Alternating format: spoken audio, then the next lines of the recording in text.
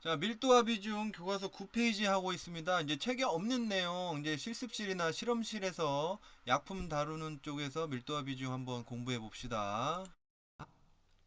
자, 그 다음에 실제적으로 우리 약품실에서 비중이나 혹은 밀도가 어떻게 되어 있냐. 여기 나와 있죠? 빨간 글씨로 가운데 보면. 이거 지금 아세트산이네요. 아세트산 같은 경우에 영어로 써 있어서 여러분들 모를 수 있겠지만 이 정도 영어는 좀 알아두면 좋습니다. density 나와 있죠? density g per ml at 20도씨. 그러니까 20도씨에서 측정한 밀도 혹은 비중이란 얘기입니다. 그래서 1점 몇이래요? 049입니다. 그래서 D는 049 density라고 나와 있고 가끔 여기 S, 요 맨 밑에 S, G라고 나와 있는데 우리 specific gravity라고 그래서 이거 비중이라고 얘기합니다. 그래서 SG도 비중이다. 그럼 실질적으로 우리 약품들 한번 비중을 알아볼까요? 메탄올 같은 경우에는 0.79 물보다 가벼운 거죠. 에탄올도 0.81 정도. 에탄올 94.5% 같은 경우 0.81이고 99.5%는 0.78 정도 나오네요. 아세트산 아까 했죠. 염산은 1.18. 밑에 있는 것들은 다 물보다 비중이 높네요. 그러니까 무거우니까 밑으로 가라앉겠죠. 비중이 높으니까. 황산은 1.84, 인산은 1.68 정도 나온다고 되어 있네요. 그래서 여러분들 시약을 딱 갖다 주면 어떤 시약을 갖다 줘도 비중이 몇인가 한번 찾아보세요 하면 찾을 수 있어야 됩니다. 방금 전에 했기 때문이죠. 덴시티나 뭐 SG라고 표시된 거 보면 되고요. 몇 도에서 측정했는지 그것도 중요합니다. 자, 다음 보겠습니다. 물질의 농도에 따라서 또 비중이 달라진답니다. 그래서 보면 염산 36%짜리와 염산 10%짜리와 그러면 왜 염산 100%안 쓰고 36% 갖고 실험했어요? 염산은 우리가 염화수소라고 해서 기체 상태입니다. 기체 상태여서 물속에 잘 녹지 않아요. 그래서 기체 상태 최대로 녹을 수 있는 게 바로 한 35점 몇 프로 해서 36% 정도가 되는 겁니다. 그때 비중이 몇이라고요? 여기 나와 있죠? 1.18. 묽은 염산은 1.05 정도 나오네요. 그래서 염산의 농도가 5%일 때 비중이 몇이에요? 보세요. 밑에 쪽에 나와 있죠? 1.025. 염산의 농도가 증가하면 증가할수록 농도가 증가하니까 그 속에 용질이 많아지는 거니까 비중도 커지겠죠. 이런 식으로 뭐 참고로 보시면 될 것 같습니다. 이런 것들 이렇게 용액 만들어서 우리가 실험 다 할 수 있습니다. 그럼 왜 물에 표준 물질 물을 쓰는데 왜 일자리 뭐 이렇게 쓰냐? 물의 밀도는 왜 0.9997인데 몇 도씨에서? 그렇죠. 4도씨에서 딱 따라 올라가 보면 물의 밀도가 1이다. 그래서 기준 물질 몇 도씨에서? 4도씨에서. 그래서 이런 식으로 우리가 온도에 따른 밀도 변화. 이건 물의 온도에 따른 밀도 그래프입니다. 그리고 이제 비중을 우리가 나타낼 때 보통 이제 화학 연구실이나 이런 데서 나타낼 때 이렇게 나타내요. 그래서 D인데 위에 T 밑에 쪽에 T가 있고 위에 쪽에 T1이 있죠. 보이나요? 그래서 T는 원래 표준 물질 물의 온도, 밑에 쪽에 T는 표준 물질 물의 온도, 위에 거는 우리가 검체라는 건 이제 검사하려고 하는 물질 뭐 그런 걸 얘기하는 거죠. 분석하고자 하는 샘플 이런 식으로 나타내요. 그래서 D에 T 온도 적고 보통 우리가 20도에서 측정하기도 하고 어떤 연구실 가면 뭐 15도씨에서 측정하기도 하고 그래서 이런 식으로 온도를 적어 놓고 이렇게 측정한다는 얘기입니다. 이런 거 나중에 나의 꿈이 화학 실험 연구원이다 그러면 이렇게 쓰는 거 한번 알아두면 좋아요. 제약회사나 이런 데서도 이런 단위 씁니다. 다음 가겠습니다. 봤죠?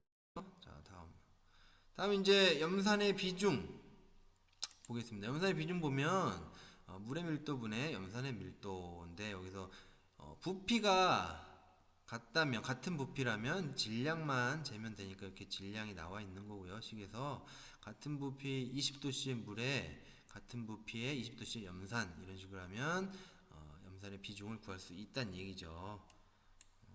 그래서 이런 식으로 계산한다 라는 얘기고요. 부피 생략하고 무게로만 해서 이런 식으로 1.18 정도 나왔네요. 염산의 질량이 그런 식으로 계산한다는 내용입니다. 자, 여기 나왔네요. 게이 리삭 비중병. 이 사람 의심하면 안 돼요. 아주 훌륭한 과학자입니다. 이름이 게이 리삭인 거예요. 그래서 게이 리삭 이 사람이 여기 선생님 오른쪽에 있는 이런 비중병으로 앞으로 실험을 좀 많이 할 겁니다. 왼쪽에 있는 건 좀 더 고가죠. 비싸겠죠. 왜? 조그만한 온도계가 꽂혀 있잖아요. 이런 식으로 왠지 더 비싸 보이죠? 더 정확하게 분석할 수 있게 고안한 비중병들입니다. 그래서 비중병 우리 학교에 있는 거는 보통 25ml 용량이나 30ml 용량을 많이 사용을 해요. 온도 항상 측정해야 되니까 온도계 꽂혀 있는 거고요. 그래서 무게 측정하니까 저울 필요하고 물이나 검체 시료 에탄올이나 이런 걸로도 실험하기도 합니다. 자, 그러면 이제 비중병을 가지고 비중을 측정할 때, 자, 부피가 정해진 유리용기에 검체를 넣어 질량을 측량하고 부피로 나누어 밀도를 구한다 그랬는데, 먼저 비중병, 즉 빈 비중병의 무게를 재야 됩니다. 빈 비중병의 무게를 재야 돼요. 여기서 X로 나오는데, 두 번째 점 보면 같은 부피의 물에 대한 검체의 질량비를 비교하여 비중을 구한다. 그러니까 부피는 같은, 비중병의 용량이 같죠. 부피가 같기 때문에 일단 질량의 비를 이용해서 비중을 구하는 겁니다. 그래서 검체를 넣은 비중병의 무게를 A라고 보면 이제 빈 비중병, 빈 병의 무게죠. 빈 병의 무게를 빼줘야 그 검체만의 질량이 나오겠죠. 마찬가지 기준이 되는 그 물의 밀도도 빈 비중병을 빼서 물만의 비중, 여기서 온도를 꼭 재야 돼요. 그래서 이런 식으로 비중을 구하면 된다는 얘기죠. 그래서 여기 밑에 D, 밀도 D는 20도씨에서 검체도 20도씨에서 측정을 했다라고 이렇게 써 있는 거죠. 자, 이제 또 계산하는 방법 중에 비중을 실험으로 측정을 해서 구했어요. 그러면 그걸 이용해서 검체, 우리가 구하고자 하는 그 물질의 밀도를 계산하는 방법을 보겠습니다. 일단 비중은 물의 밀도, 표준 물질분의 검체 밀도로 이렇게 얘기할 수 있다 그랬죠. 그래서 검체 밀도를 구해야 되니까 밀도만 남겨두고 분모에 있는 물의 밀도를 반대편으로 남기면, 분모는 이제 나누기니까 반대편으로 남기면 곱하기가 되겠죠. 그래서 검체의 밀도는 곱하기가 됐으니까 물의 밀도 곱하기 검체의 비중이 되겠죠. 이렇게 식을 좀 이해를 해야 됩니다. 이렇게 해서 곱하기는 넘어가면 나누기 된다. 나누기는 넘어가면 등호를 기준으로 나누기는 넘어가면 곱하기는 넘어가면 나누기가 되는 거죠. 플러스는 등호를 기준으로 넘어가면 마이너스가 되고, 알고 있죠 다. 그래서 이렇게 계산해서, 자, 문헌에 제시된 우리 교과서의 맨 뒷페이지나 어떤 교과서 그런 책 문헌들에 20도씨의 밀도값이 다 실험값으로 나와 있습니다. 그럼 찾아봤더니 20도에서 0.99820이다 이렇게 나왔고, 실험에 의해서 방금 전에 측정한 비중병을 해서 비중값이 1.12다. 그러면 검체에 이걸 곱하면 밀도를 구할 수가 있게 되는 것이죠. 그래서 밀도가 1.11798 g per ml가 된다. 이런 얘기입니다. 이런 계산하는 방법이 약간 어려워 보일지 모르지만, 우리가 이제 직접 실험을 하고 나면 이제 좀 더 이해가 빠를 거예요. 지금 실험을 안 하고 이론만 하다 보니 조금 어려울 수 있지만, 그래도 좀 생각하면 다 이해할 수 있는 부분이라고 생각을 합니다. 자, 이제 비중계 보겠습니다. 비중병이 있으면 이제 비중계도 있어요. 이제 유리로 된 이런 기구인데요. 부칭 혹은 비중계 부액계, 봄의 비중계라고 합니다. 그래서 부칭 이제 부력이라고 하죠. 부력. 물 위에 띄워서 측정을 하는 비중계입니다.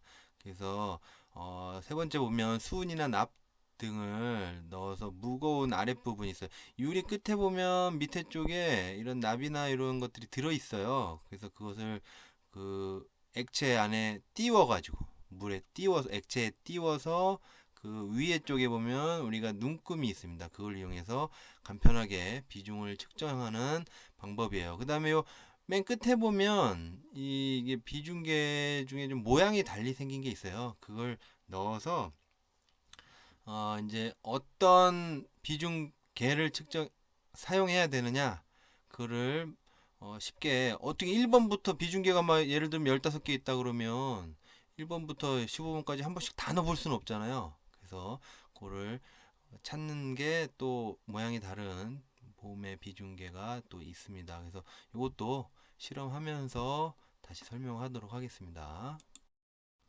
그래서 메스 실린더에 지금 비중계를 담가서 여기 보면 빨간색으로 동그란 거 보면 요 눈금이 있어요. 지금 잘 보이지 않지만 요 눈금을 읽어서 뭐 비중을 읽으면 됩니다. 별도의 계산이 필요 없습니다. 간단하죠.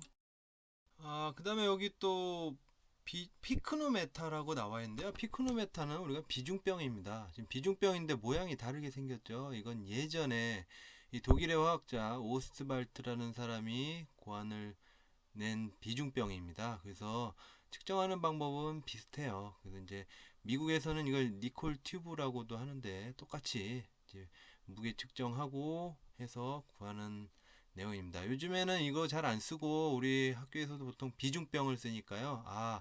이런 거 오스트발트 비중계가 있다. 오스트발트 점도계라는 것도 있습니다. 비슷하게 생겼어요. 그래서 그런 거는 이제 학교 와서 그 실습 도구 보고 초자기구 보고 확인하면 될 것 같습니다. 수고하셨습니다.